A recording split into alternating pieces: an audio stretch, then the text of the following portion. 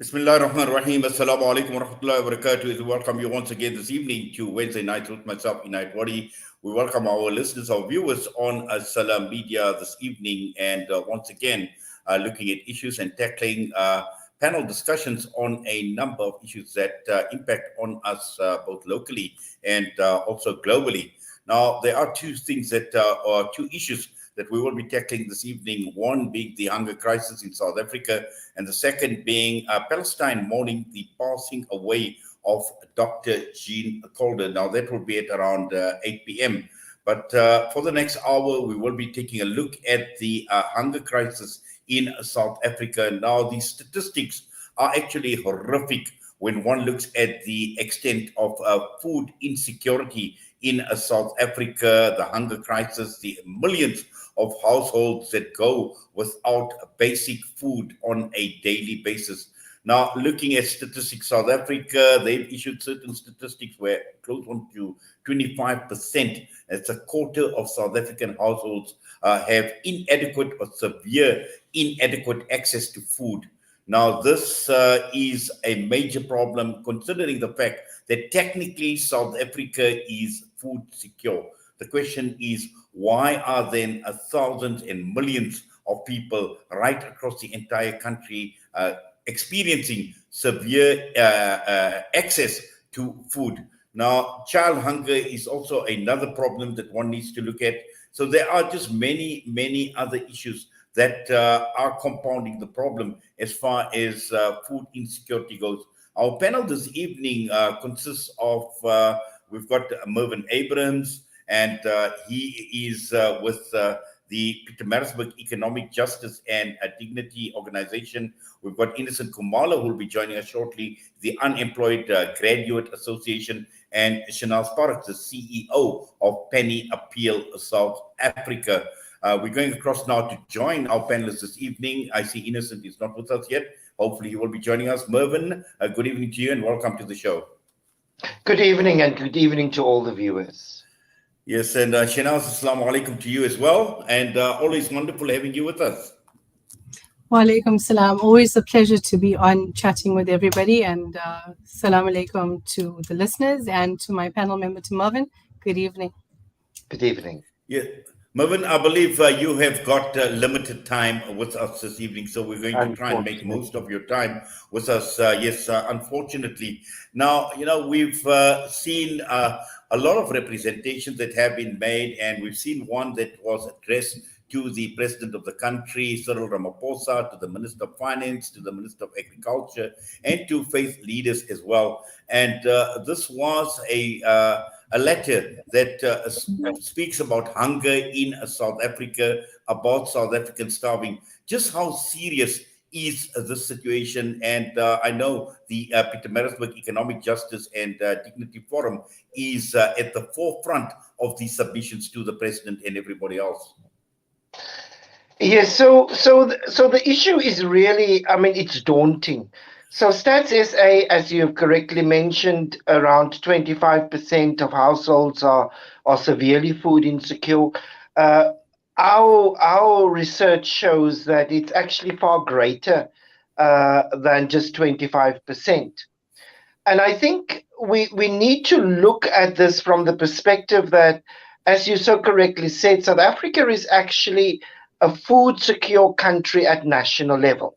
So South Africa produces enough food in order to feed all its 60-odd million citizens. The difficulty that we have is that South Africans are by and large net buyers of food. So we buy our food or we shop for our food in the retail stores, and the cost or the price of food in relation to levels of income just makes everything unaffordable. So, for instance, if I could just mention that we track a basket of 44 very, very basic foods.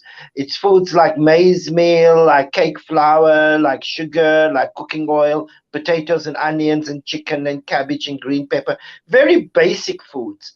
And that that basket now stands at 4,835 Rand and 96 cents in November of this year, which is a 13% increase on the cost of that basket a year ago. And when we look at levels of income, our income is not in any way relative to the increases that we are seeing, whether it be in food, whether it be in electricity, whether it be on municipal services, transport, etc.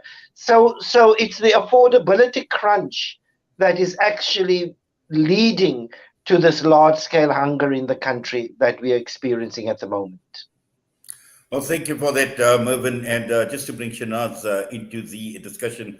Now, Shahnaaz is Penny Appeal, South Africa, and you and I have spoken so much with regard to the various projects that you've undertaken across the country, the length and breadth of the country. And just on the ground, an organization like yourself is faced with the stark reality of what is happening, and particularly looking at the whole question of starvation and food insecurity.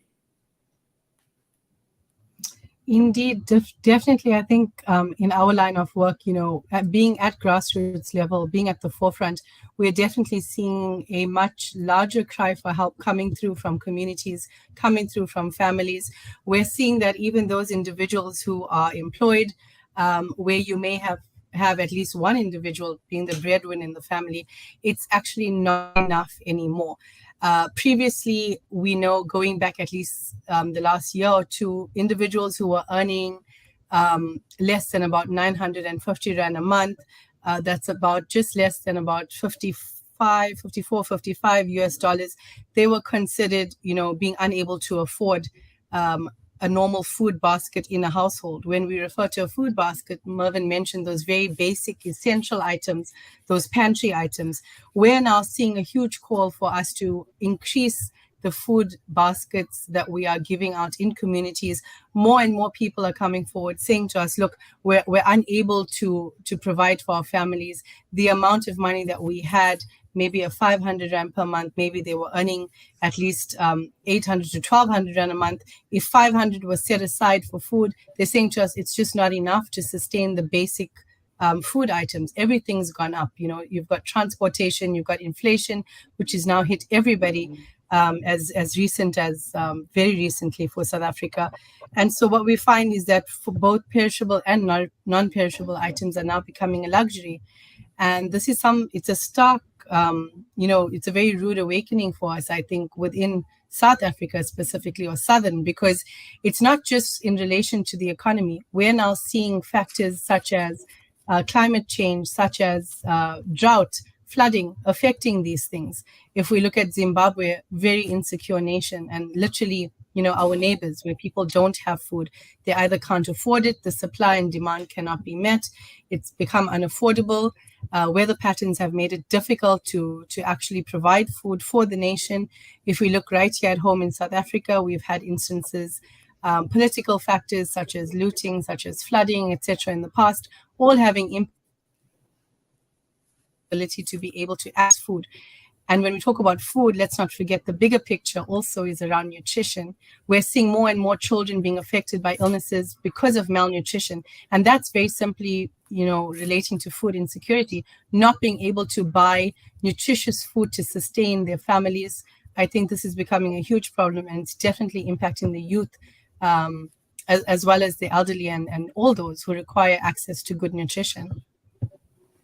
Yes, and also, Mervyn, we can talk about climate change, we can talk about COVID-19, the impact of the pandemic, we can talk about the floods, but looking at South Africa, and the point that we had made earlier on, is this country is technically food secure.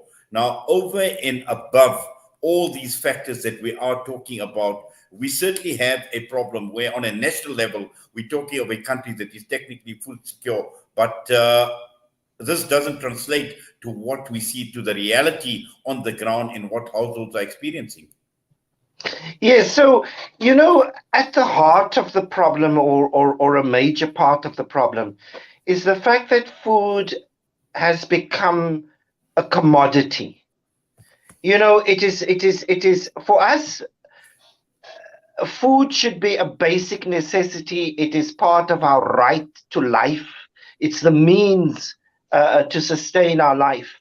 But when you look at food as a commodity that is traded on the market, then it's a matter of how much profit can be made out of the sale of these foods. And therein lies a major problem, because what we have in South Africa at the moment is that we are having more and more farms being monopolized. So farms are getting bigger and bigger and bigger. They are pushing out smaller and smaller players in the market in order to dominate the food market. And in doing so, it comes at a cost to the consumer. So the consumer have to keep on paying this greater amount of prices for this food, because we are now becoming more and more price takers. And it's all because the food system in South Africa is highly monopolized. It is highly commercialized.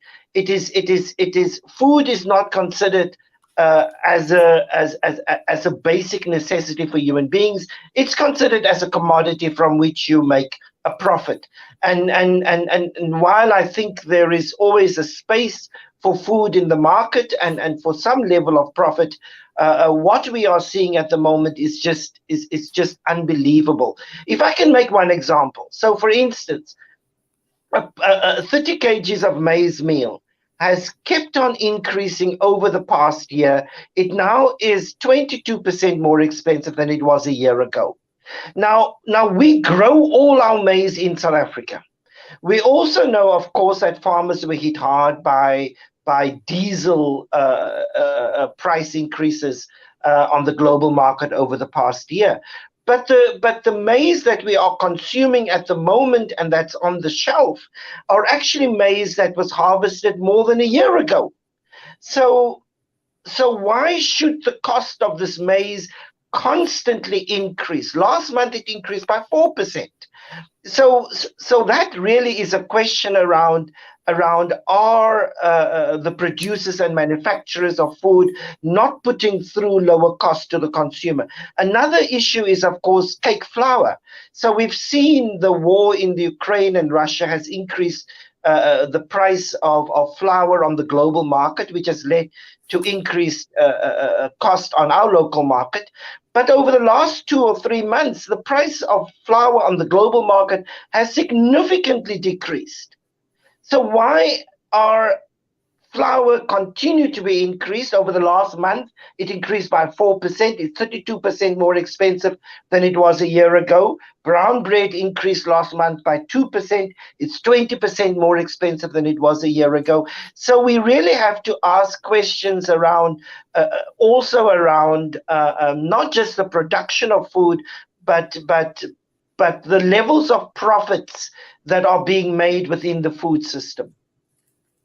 Yes, Mervyn, and I know you've got a rush, but I'm led to believe that Innocent Khumalo from the Unemployed Graduate Association has joined us as well. Just quickly, Innocent, good evening to you and welcome to the show. Good evening to you too, and good evening to the listeners as well as the panel. How are you today? Yes, doing very well. Innocent, we're just going to put you on hold because Mervyn has to rush off. He's got limited time, so we'll be with you in a minute. Mervyn, as you mentioned, you're talking about commercializing, you're speaking about monopolizing as well, but looking at government and at the end of the day, a lot of fingers are being pointed to government who are doing absolutely nothing about this, particularly when we're talking about runaway price increases and looking at the major food producers, and also at the same time looking at the retailers as well that are monopolizing on the increases, on the price increases, but also we're talking about basic foods. Now, you've made representation to the government. I've seen the letter that was written in October by yourself and various other organizations making representation to the government. What message are you giving to the government? So essentially, if we are going to deal with this hunger problem in South Africa and household food insecurity, then we have to look at this as a long-term strategy. So the first thing is, as Shahnaaz has so correctly mentioned, people do not have enough money on the ground to source their food. So at the very least, our social security net needs to ensure that households can purchase sufficient and nutritious food as a basic human right. It's a right that our constitution guarantees to each and every South African, and which government has to come on board and do something. So we have to reform our social security, and we have to increase it at least to the level of the food poverty line, which in fact government sets themselves. So that's the first step. The second step is that we have to transform our food system. We have to ensure that we bring more players into the food system. We have to bring in particularly women, small scale farmers more prominently into the food system. We need to be able to start producing the food closer to the table where it is consumed, so we don't spend so much money on petrol trying to transport tomatoes from the border in Limpopo on the border of Zimbabwe, all the way down to Cape Town. Can you imagine the amount of petrol that takes, as well as the climate change it then impacts? So there is a whole way in which we have to look at our food system, and we have to start breaking up these massive big farms and bring more and more players in, so that there's greater competition. And we believe with that, government will be able to bring down food prices in the long term. Well, thank you for that, Mervyn, and thank you for your time with us this evening. I know you've got a rush. It's a pity. We would have loved to have you for the rest of the show, but we do understand. Take care. Thank you so much, and wishing you and your listeners everything that is good. Mervyn Abrams with us, and the Pietermaritzburg Economic Justice and Dignity Forum. And we have still got Innocent Khumalo and Shahnaaz Paruk, the CEO of Penny Appeal South Africa, with us. Innocent, to bring you into the discussion, the Unemployed Graduate Association. Now, as Mervyn was talking, I've seen there was a picture that was put up on screen. Unemployed graduates holding placards, making their voices heard, saying that they are unemployed, and we are talking about food insecurity in this country, the food crisis, and I'm sure being unemployed is not helping your cause, Innocent. Hello, am I audible? Yes, you are, Innocent. Go ahead. No, thank you very much. Even though I'm having a challenge with my connection here this side. So I think it is part of the topics that we are having today, hunger issues, because it begins in the fact that can we be able to access information before we can even move on where we are.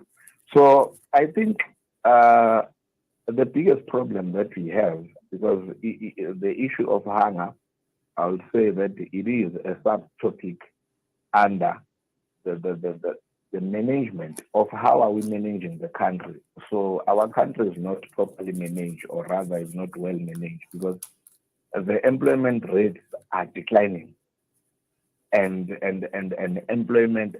unemployment rate is increasing. So there is a downfall of people who are having an opportunity to go and work, and also there's an increase in the people who are losing jobs, and people who are graduating and not finding practical experience, or rather formal employment.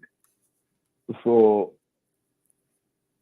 we have a problem with our system, firstly, because if you take a look at the relationship between our government and the private sector, so when I was talking about the private sector, we mean all those contributors into the management of the country. So we find ourselves having the government that doesn't have the interest of its people at heart.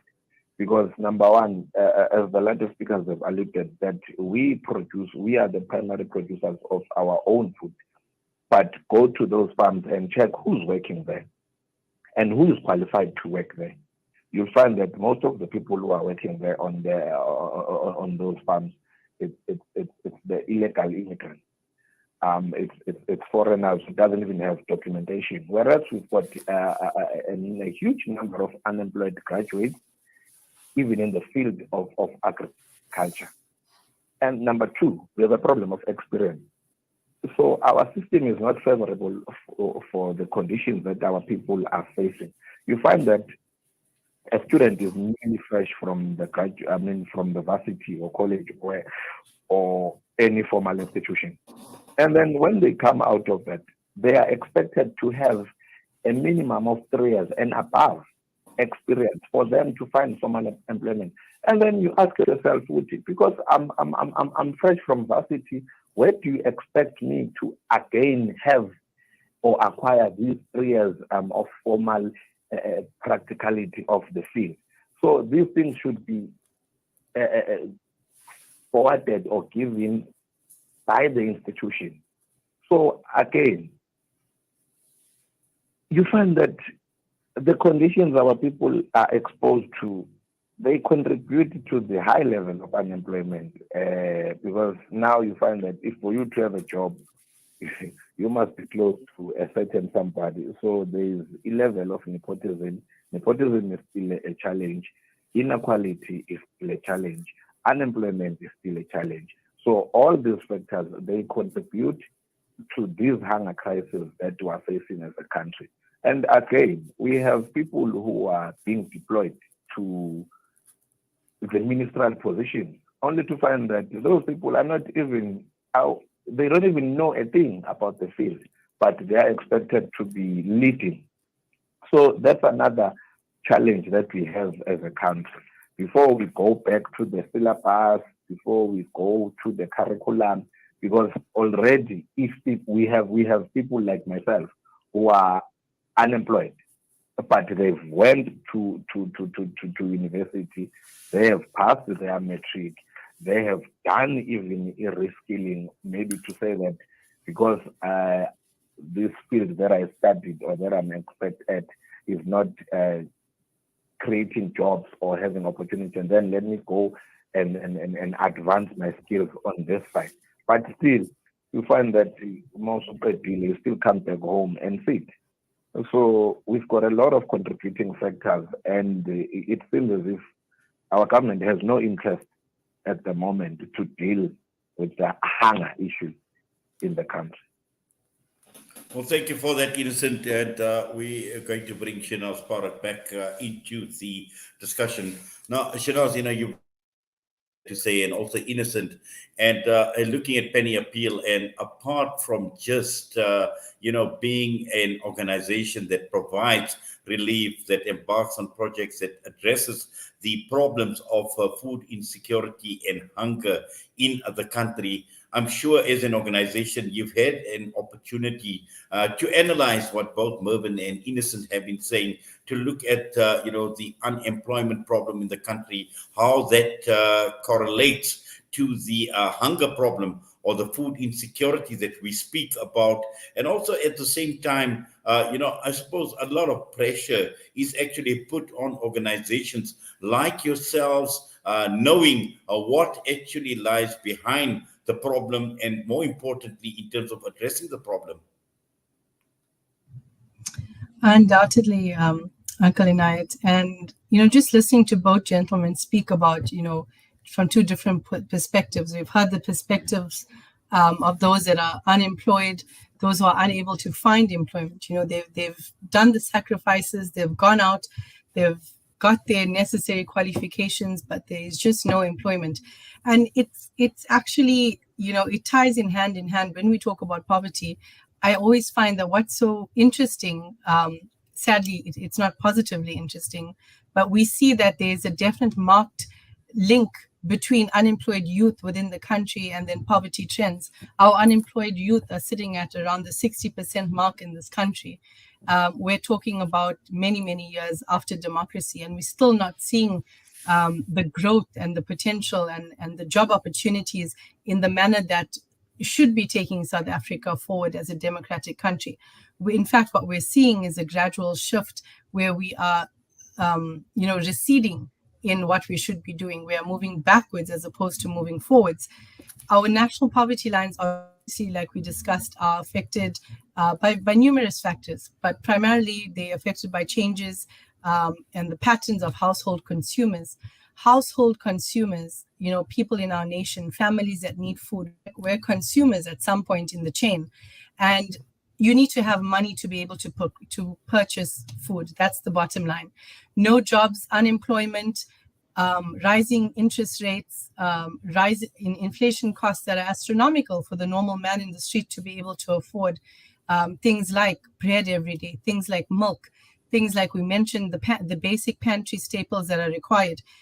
In fact, it was just said that in 2021, an individual living in South Africa with less than 945 South African rands was considered poor or considered as underprivileged, or an individual who could not sustain a family unit. 945 rand, those of us that know about the cost of groceries in today's times, does not buy you a complete basket for the month. It does not buy you everything you need, especially for a family of 4 to 5. So I think the conversations around unemployment clearly linked with the rising poverty trends that we're seeing, clearly linked with our communities that are now struggling to thrive, linked with children who are not being able to develop in a manner that's going to make them strong leaders for our country tomorrow.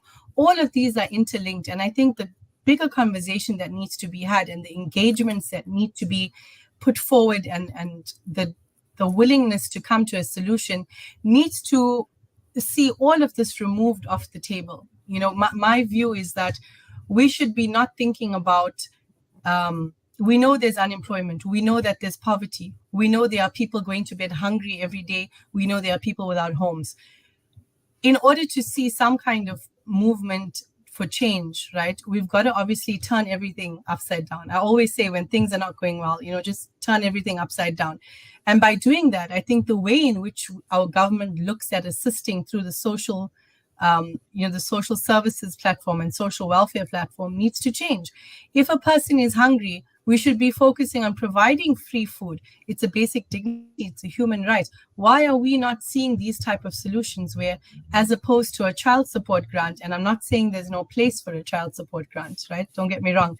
Why aren't we seeing food relief grants? Why aren't we seeing grant in aid for food vouchers? We saw this come to the forefront for the COVID pandemic, where there were smaller grants that were awarded for a specified period of time.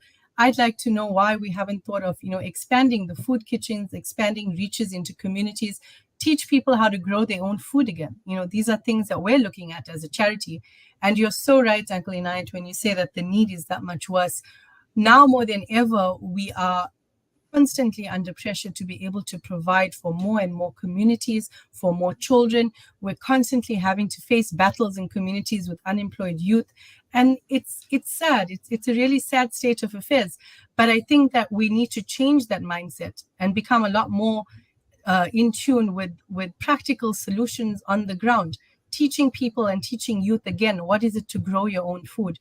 How do you access it? How do you grow it? How do you resell it so that you can start some kind of business? How do we form cooperatives? How do we make use of all these individuals? Because we all know that our country's been through a lot. SubhanAllah, we've been through a lot as a nation. And we know that government cannot do the work that they are required to do for whatever reason it is. We definitely, from a social entrepreneurship perspective, from civil society, from the NGO sector, we really need to start, putting our minds and resources together, because all the resources in the world are not going to help if we don't have a sustainable solution to addressing this poverty challenge that we're having, with so many people living below the poverty line.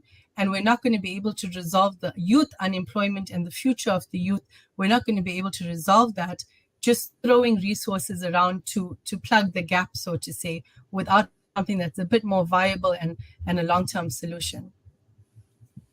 Shukran for that, Shahnaaz. And Innocent, just listening to what Shahnaaz is saying, and saying that we need to have a bigger conversation but at the same time, looking at government. And it's not that government is not aware of the problem. It's not that government is not aware that there are many, many graduates like yourself that are unemployed. And we always talk about the youth. We talk about the youth being the future. But what hope, what future is there for the youth under the present circumstances? Because at some point in time, you are going to have your own families. You are going to have to provide for your families. And the question is, is government doing enough? Is there a lot more that government needs to do? It is an honest truth that the government can only employ so much. So it's not that when we speak about employment, we're saying that we want to go in those government offices. But the strategies that are used even in the entities that are owned by the state to help eradicate the problem of hunger, unemployment, and so forth, it is also caused by this thing of deployment. So if the government can be honest when opportunities arise, to say that let's fairly recruit people who are deserving. So the fact that I'm a certain party shouldn't qualify me to a certain position, because that's where I'll enter into that space and end up not doing what is expected to be done. So you've got your national youth office, you've got your progressive youth organizations that are being funded by the government. But when you go to the result, what have we yielded from the day of establishing those organizations? Are we yielding sufficient results? No. What is the problem? No one is monitoring those things because it's a circus. Anyone who's in close proximity with leadership will fund deployment, and they'll go there and do as they please.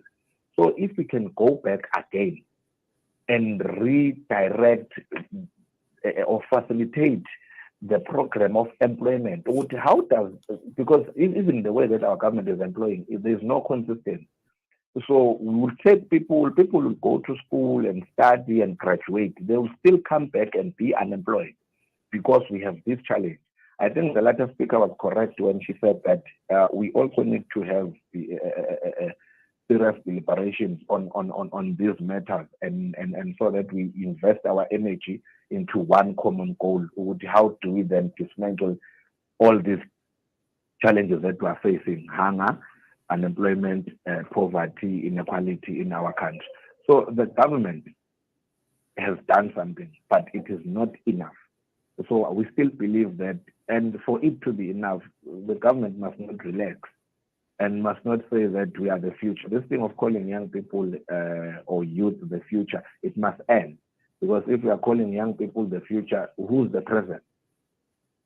The old people that are being deployed in the parliament, who are failing to even execute what is written in their policies. People who don't believe in practice. Let's practicalize things. We've got so much documents in this country that are speaking of reviving the country and also fighting against all these challenges. But we lack people who are driven by implementing energy. So no one is going to implement. Those people are old. They are tired. They go home, they play with their grandchildren. Tomorrow they must go to office. They end up sleeping in parliament. So already we're having that crisis with young people are undermined to the core. We're calling young people the future. We're not the future. From now on, it must be known that we are the present, and we are happening now. So we only need opportunities and some platforms so that we can demonstrate what is it that we're talking about. Umaskuluma, the implementation. You see, right now, even if you can hire a foreigner, someone who was never born in South Africa, or someone and give them the policy documents of this country and tell them to implement, you will see a lot of changes. But because we have people who are not implementing every day, every month, every week, every year, it will be ceremonial speeches, repetition. It's more like when you are celebrating your birthday. Every year on this day, you will say a birthday to you, even if there hasn't been any change. So I think that's where our problem is. But I concur with the latter speaker that we must actually find a solution to tackle these matters and move forward with them, starting from the education sector up to how we employ our people, up to the rehabilitation of facilities, because other facilities that are owned by the government are not being used. This is why they end up being used for isn't as wrong, like selling of drugs and so forth and so forth. So even social workers, maybe just to mention a few of the solutions. We've got a lot of social workers in this country that are unemployed. Why can't we distribute to these social workers to go to school? Because we also have got challenges in schools. You find that teachers or educators, there are problems that are greater than them, of which they can't resolve, of which you know exactly that this problem needs a professional practitioner. And a professional practitioner at that level will be a social worker. But then we're saying that there are no job opportunities. And also these camps for men, boys, and girls, these camps are very much important. Boot camps whereby you teach the youth. We get to preach, just like in a church. We get to preach about the solutions, which every house must have a garden. What is the importance of that, and why should that happen? Also, again, how do you, as the latter speaker has alluded to, how do you then form an NGO or your corporation or a business? And the government must not help only their friends, but everyone living in South Africa is equally deserving. Thank you for that, Innocent. Shahnaaz, just to move on, and it is clear that it is left to a large extent to organizations like yourselves, like Penny Appeal, to fill the gaps, and filling the gaps that obviously government should be doing. And I'm sure that you've seen it over a period of time. I know we've come out of the COVID era. Everybody talks about Russia and Ukraine. We talk about the floods and all of that. But I'm sure that over a period of time, progressively, you've seen the situation get worse. And sometimes we need to tell the hard facts. And you that are faced with the reality on the ground, and perhaps, you should actually share with us the stark reality on the ground. What do you see? What do you experience? What are people saying? I'll go as recently as last weekend or last week when we were out in Cape Town at a very impoverished community. This community was a little bit away from Cape Town Central, known to be a fishing community predominantly. And we distributed food packs at this area, and there was one lady in the beginning who came to us, overrun with emotion, literally in absolute tears. She kept saying, I don't know what I would have done. I didn't have anything for today. And for a moment, I had to actually step aside and think to myself, is this right? Is this real? Is this something that somebody is just saying? And it's not. It was a reality. This woman had genuine tears in her eyes. And that is the reality of our nation currently. The reality is there are children who go to bed hungry. The reality is there are some parents who go to bed hungry because they have to decide if they are going to let their children eat and they are going to miss a meal, or what's going to happen. They have to share the food. Food is restricted in certain households. There are people living on the streets. There are people without access to sanitation and water. It paints a very dark picture for the South Africa, the democracy that everybody fought so hard for. It paints a very dim and dark picture for individuals such as myself, yourself, those panelists who are passionate about our country, who want good for it, who believe in this rainbow nation, who believe in this concept of having a country that defied all the odds, beat in apartheid at that time, and move forward. And right now the scenario is bleak. Interest rates are rising. We've just had another one. We're seeing, although they're showing signs of improved expenditure, we know all too well that expenditure is for the minority of our country, right? If people are talking about good profits and there's been an increase in expense and people spending money in the market, it's because our country is so unequal. Inequality, our problem isn't poverty in South Africa. Our problem is inequality. And until we learn to address those inequalities, where we can truly say that everybody has a right and has an equal chance to access things. This is the bleak reality that our people are going hungry. They will continue to go hungry until we start having those difficult conversations and putting practical measures in place to be able to address them in a way where people have their basic human rights, sanitation, hygiene, food, shelter, until those rights are upheld. Yes, I see the NFP's Ahmed Manzoor Sheikh Imam has joined us, Member of Parliament. And Assalamu alaikum wa rahmatullahi wa barakatuh, Ahmed Manzoor. Welcome to the show.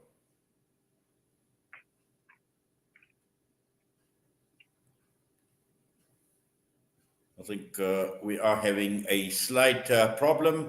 Perhaps we can, he'll join us in a minute. Innocent, just obviously to continue, and I see Ahmed Manzoor is trying to connect. Let's just try once more. Ahmed Manzoor, Sheikh Imam, Assalamu alaikum.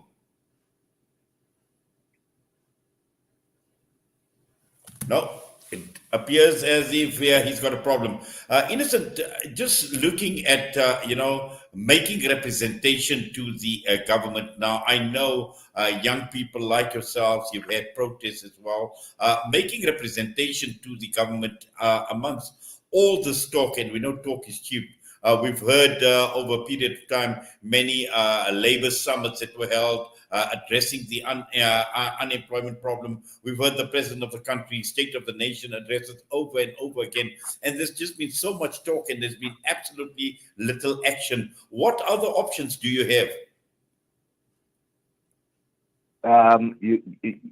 You mean other options to fight the unemployment and hunger? Yes. If I captured you correct. Okay. No, it's plain and simple logic that will have to be applied there, because it's not only a CV that will get you to a job. So even a certain skill. So our people, our young people must become entrepreneurs. And if this skill can be provided maybe at an FET phase, which in a basic entrepreneurial skill is compulsory, or a trade skill. So it can provide a certain rise on the increment of people who will be employed at that time. And then again, if resources can be distributed equally, it's good, because we're still in that thing of inequality. Because you find that I studied at Mbopo High School, and maybe you started there at your modern day school. Obviously, the resources that are provided at my school and your school will never be the same, and therefore our results are also not going to be the same. So there's still that gap that must be matched, which I know now we are ready. So we'll say that our people must consider the process of reskilling. It's better to get old and know that you've got something to fall back on than getting old and having to still struggle with how you are going to even feed yourself. At that time, you're even a grandparent. So we must stop being lazy. We must go back to our backyard and be creative. Let's be innovative. Let's try by all means to fight and challenge the system, because no matter how much we fight, there are certain funds that are being borrowed as a country, and maybe some of the justifications is that we want to boost our youth, want to boost our unemployed graduates, but those funds end up there in the pockets of certain individuals. So we must also stand up and challenge such things, and must challenge such behavior, because it is part of the causes. So I don't want to shift away kakulu on this curriculum review that I remember on our last interview, I think it was a year ago, I spoke about a curriculum review. of which I think it's the first step that our government can do, from an early childhood development to the senior phase, to the FET, up to the tertiary and higher education. They need to an absolute curriculum review, because it is not. It's more like we're just studying to be called graduate, because when we are done, nothing really speaks to the qualification rather, or like, so there must be a proper research. Our people must be told properly, which these are the demanded courses that when you graduate, you are guaranteed to find employment. So we need to have a research on courses to avoid studying obsolete courses, ending up going there to study. I'm making an example. Maybe you are studying to become a nurse. How many nurses do we have? And are we in demand of nurses? Maybe you'll find an answer, and then you'll know that on this one I can go, and on this one I cannot go. So our government should also come there and help us. If it fails, as it is failing, then we must be inquisitive enough to go and find out and do those researches and come and present them to certain panels, and we help each other. So I think that will help. And also finding the list of accredited institutions, because such information is for the public and it is very vital, but you find that it is only known by the elite. So it must be even on our TVs. Every time our proper institution must be advertised, and then programs that will accommodate graduates, internships, and so forth. Yes, so let me end there for now. Thanks. Thank you, Innocent. Shahnaaz, I'm sure that when we're talking about self-sufficiency, and this is extremely important for us to understand.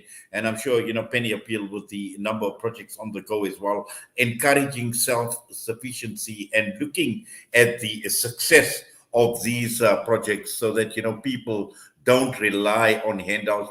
People don't rely on food hampers or feeding schemes, and also at the same time encouraging people so that they can at least have some dignity in terms of taking care of their own needs and feeding themselves and their families. How have those projects gone, and how have they evolved over a period of time?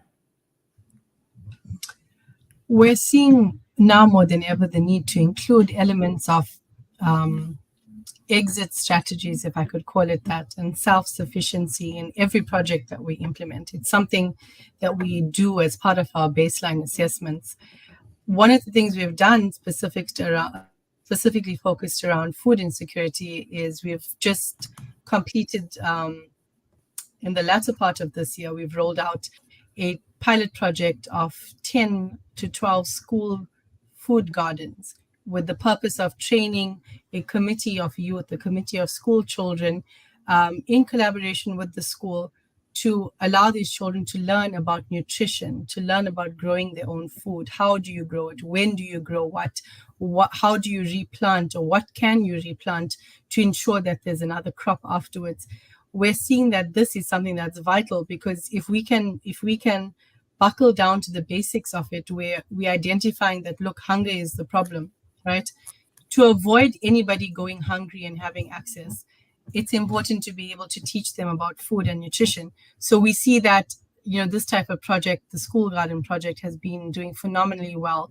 We're looking forward to rolling out more of that next year, inshallah, now that the pilot projects have been successful. There have been learnings, and I think one of the biggest takeaway learnings we had from this was that it all comes down to the commitment and the dedication from those that you're trying to assist. Without buy-in from the school, without buy-in from the community, you can't really scale up a project like that. So I think in the same breath, it would work the exact same way for communities that we're trying to make self-sustaining. When we go out and we teach the business skills, and we teach people about what is it to have 200 Rand profit and still set aside money to buy new stock if you're running a tuck shop from your home. What is it to be able to have chickens and be able to eat from the chickens, but still be able to, have enough left over to keep it going. These are very grassroots, practical, basic things, and it may sound like, really grassroots, but when you break up all of the high, the theory and all of these big words that we use, this is what the actions come down to. So I think there is an element of being able to look at sustainability with youth, with communities. I think the only ones that may be slightly excluded from the concepts of sustainability would be the very vulnerable groups, such as the elderly, those that are that face health complications, or those who are physically impaired to the extent that they're unable to provide for themselves. I think there's a special place in our society for individuals like that who would always need our constant care. But I do believe that we have the necessary foundations, being our youth, being, like was mentioned by a previous speaker, the present people who are able to build those foundations and take care of those that are truly vulnerable and unable to take care of themselves. So sustainability, yes, big word, covers so much, but something that can be achieved. But I think the key component and ingredient would be being able to engage communities and individuals to a level and extent where they can buy into the concept and be able to then take charge of their own future, take charge of being able to provide for themselves and their families. Well, shukran for that, Shahnaaz. And I see we've got about 5 minutes or so. And Innocent, just in 2 or 3 minutes, just some final thoughts from you. Much that I know. I think we are agreeing with the last speaker with the proposal that she has raised on the table, and we can really form a good working relationship with her organization and others, because we've got like thousands and thousands of unemployed graduates on our database. And these are South African unemployed graduates, and they are from different institutions with different qualifications. So if we can really put our heads together, I'm sure that the government, should they find interest, they will surely find us along the way towards the goals. Because really, if you can take the document that was written maybe back in 1994, you'll find that there's still good proposals there. There's still good solutions or resolutions rather, but no one has implemented those. The only thing that we can point is only the RDP houses, your toilets, and maybe schools, hospitals. But now, after these people have find proper health, what are they going to eat? After they find equality education, what are they going to eat? So our system on its own is not just, and it is very much unsustainable. Because even with the other programs that our government is trying to assist on, you can see that there is no monitoring and evaluation plan to say that this is how much it has assisted. But the topic only ends or when there's been a budget. There you will find even someone that you've never seen talking about the budget. But now when they have to account on what the budget has done, you'll find that nothing has been really done. But in closing, I would advise all the unemployed graduates and those who are still unemployed to not stop looking for jobs and to also consider being entrepreneurs. Let's be innovative, let's be creative, let's go to school while we are still fighting on the side. But should it happen that one day you are stopped and being asked, okay, what is it that you have? Let's all be proud to say that I have a qualification. So I'll say let's go back to school, and one day our government will listen and deploy ministers who are qualified in the departments that they will be deployed to, because we want a minister that is having a qualification which is relevant to the department. I thank you. Well, thank you for that instant, Shahnaaz. In fact, I'll come back to you in a minute. I believe that the NFP's Ahmed Manzoor Sheikh Imam is with us, and I'd just like his thoughts before we get to you for your final thoughts, Shahnaaz. Ahmed Manzoor, Assalamu alaikum wa rahmatullahi wa barakatuh, and welcome. Wa alaikum salam wa rahmatullahi wa barakatuh. Yes, wonderfully able to join us, and although for the last, right towards the end of the broadcast, but the key issue is, we are talking about poverty in South Africa, we're talking about hunger, we're talking about food insecurity, and right at the beginning of the discussion, we spoke about the horrific statistics that we're talking about millions of people that are going hungry on a day-to-day basis. We're talking of close on 25% of the population in the country. Yet we are in a country that is technically food secure, but we have this huge problem of hunger and poverty, and a lot of fingers seem to be pointed towards the government and what the government is doing, or what the government should be doing, or what the government isn't doing. And just looking at it from your perspective as a politician, as a member of parliament, and just how serious is our government with regards to tackling this problem of hunger and poverty? Well, let me start off by asking a question. Who put this government in place? It's the people on the ground. And who continues to put them in place?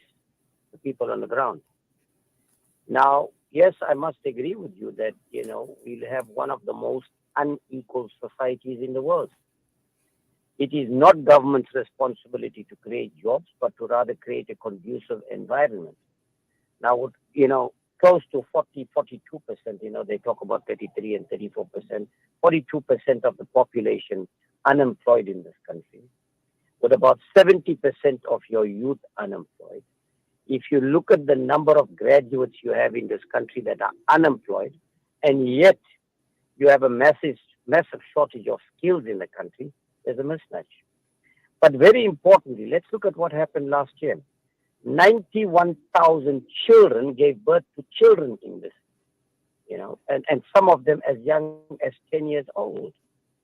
Now, what we need to do is, and I must agree that there are lots and lots of our people that are vulnerable and are hungry. Many of them are dying as a result of hunger, particularly in the rural areas. And I must also agree with you. We have some of the most arable land in the world. But are we taking advantage of it? No. Because of the war in Russia and Ukraine, we have a massive shortage of wheat here. But look at the land that we have. Look at the crisis you have in terms of the manufacturing industry, the high levels of unemployment. But look at your entire manufacturing industry. You've virtually shut it down just because of your imports. Everything is imported in this country. So your leather industry is gone, textile industry gone, plastic industry, everything is gone. Now, if you know that your population is increasing by 8%, you've got to create an environment to accommodate that 8%. Starting with the energy supply. You knew for 20 or 30 years that the demand is going to increase, right? And for it to increase means you must make sure you must have greater supply of energy. We did not do it. Businesses are closing down. So with the high levels of unemployment, the socio-economic conditions under which our people are living, the availability of alcohol and drugs, if you look at the quality of houses that they're living in, one-room shacks, with no facilities there, all these are contributing factors, including the poor quality of education, that 1 in 2 children that start school do not finish school. 60% of those that go to drop out in the first year in TVET colleges. So 60% of those that you are funding, and you're spending 12 billion rand on TVET colleges, right, for student financial aid, 60% drop out in the first year. Look at the tertiary institution, the TVET colleges. They're offering curriculum based on the availability of the skills in their colleges, not based on the skills needs of the country. Now, all these are contributing factors. Look at this other statistic. 78% of black parents, fathers, are not in the lives of their children. There's no fathers in the home. 56% of colored children do not have a father at home. Now, what does this tell you? So, what I said, in fact, earlier on today as well, we need to start at the grassroots. We've lost the war with the current generation, including the generation that are in the tertiary institution. We've lost the war. We need to start with the younger generation, right from the lowest level, grade R, and start from there to cultivate these learners into the future that we need. It's not going to happen in the next 10 years and 15 years. Any politician that tells you, I can tell you without any doubt, it's all about politicking. We don't have a comprehensive plan to do that. Now, my brother, it's not about there's no money in the country. This country loses about 300 billion rand a year alone because of corruption, that you don't get value for money, where an item that costs 10 rand, you are paying 100 rand for it, because all the middlemen and the corruptors and corruptees have to make money out of it. So the country does not have a problem in terms of financial resources. It is so badly managed. And the other problem you've got is that it's mismanaged. You have cadre deployment with all political parties. Every one of them, wherever they govern, they only employ their own people. And that is why you look at the Auditor General's report, what it says. It says very clearly that a lot of them are not even fit for purpose. So all these are contributing factors, and unfortunately, the most vulnerable, the poorest of the poor, are the ones that have to pay the price. Yes, shukran for that. And, we would have loved to engage a lot more, but unfortunately, time is of the essence. But Shahnaaz, just some final thoughts from you. I think in closing, we have a very long road ahead of us. There's no immediate fix. This is not something that can be rectified or remedied overnight. It is not something that has a short-term solution. And like we've just heard, now we need to start going back to basics and going back to grassroots and remedying more than just the food security versus education versus inflation, and look at redefining our society, redefining the values within our society, and what happens from there. However, I do think that it may sound like something that's far-fetched, but I think goodness always wins. Good always wins. Good always prevails. And I think that the moment we start to lose hope of remedying situations in our country, the moment we turn our backs on those that need us in terms of basic items, food items, in terms of moving ahead, I do think that is when we would really be in dire straits. So my closing is that, we always believe that there is a greater power, there's a higher power that keeps us moving forward and moving ahead. And I just think that there needs to be better conversations that are more conducive to solutions at higher levels, at government levels. We need to call on people who are experienced within the field, who are at grassroots level. We need to find skilled individuals to produce implementation plans so that we're able to move our people out of the situation that they are in, so that we're able to move forward. It's been so many years outside of democracy, right? After democracy, we haven't moved forward. I think it's about time that we started actually running or petitioning government or telling government that we need to start seeing it being run as a corporate. We need to start seeing results. We need implementation plans. We need to see actual work being done to better the nation collectively, equally. Let's equally divide the wealth in this country. Let's equally divide the power within this country. And I think our people need to start rethinking about the type of, like the previous speaker so rightfully said, the type of individuals we entrust with our futures, with our lives in this country. We really need to start looking at who's bringing what to the table and how does it remedy itself, how does it fix itself.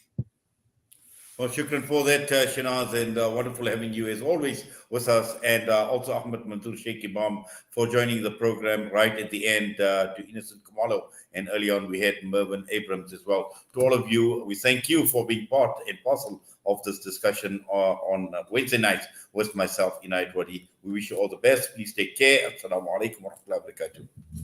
Wa alaikum salam. Well, that brings us to the end of part one of tonight's discussion. We still have got a lot more to talk about, and this evening we want to focus on the passing away of Dr. Jean Calder. And she is an Australian doctor, or she was an Australian doctor, devoted her time to the cause of the Palestinian people through her medical and humanitarian work. She was loyal to the Palestinian cause. She remained in Gaza, and she was crucial to the Palestinian Red Crescent Society in its early days. So tonight we are going to be paying tribute to Dr. Jean Calder. We will be joined by head of foreign media at Hamas.